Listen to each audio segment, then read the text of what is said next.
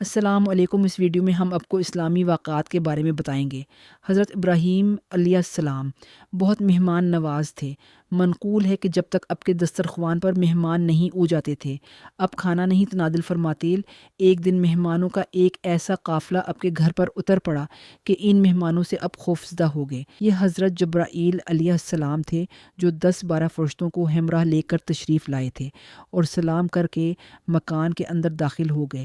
یہ سب فرشتے نہایت ہی خوبصورت انسانی شکل میں تھے۔ اولاً تو یہ حضرات ایسے وقت تشریف لائے کہ جو مہمانوں کے آنے کا وقت نہیں تھا۔ پھر یہ حضرات بغیر اجازت طلب کئے دند ناتے ہوئے مکان کے اندر داخل ہو گئے۔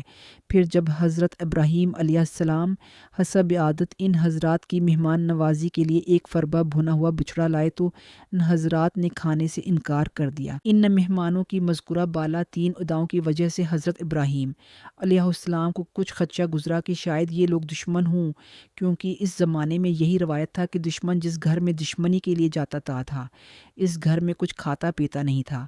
چنانچہ اب ان مہمانوں سے کچھ خوف محسوس کرنے لگے۔ یہ دیکھ کر حضرت جبرائیل علیہ السلام نے کہا کہ اے اللہ کے نبی، اب ہم سے بالکل کوئی خوف نہ کریں۔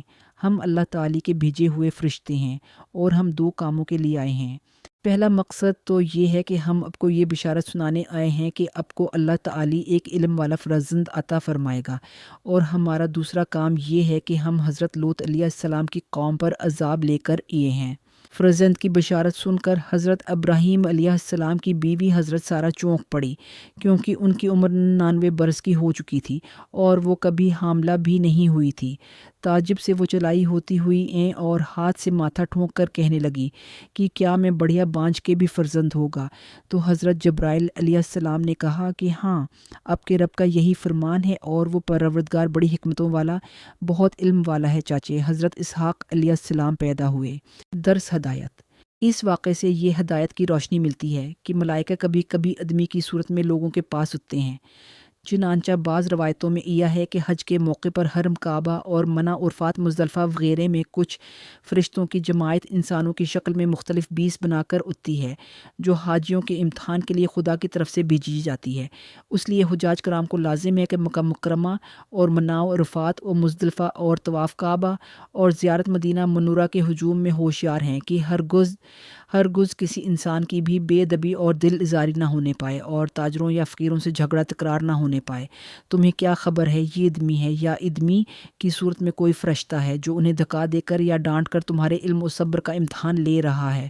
یہ وہ نقطہ ہے جس سے عام طور پر لوگ ناواقف ہیں، اس لیے سفر حج میں قدم قدم پر لوگوں سے الجھ سے اور جھگڑتے رہتے ہیں، بعد اوقات دنیا اور آخرت کا شدید نقصان اور خسارہ اٹھاتے ہیں۔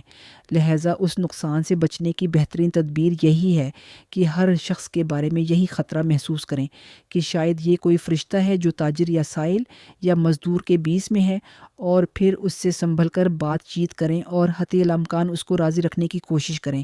ہرگز کسی سے تلخ کلامی اور صحت گوئی کی نوبت نہ، یہ اسی میں سلامتی ہے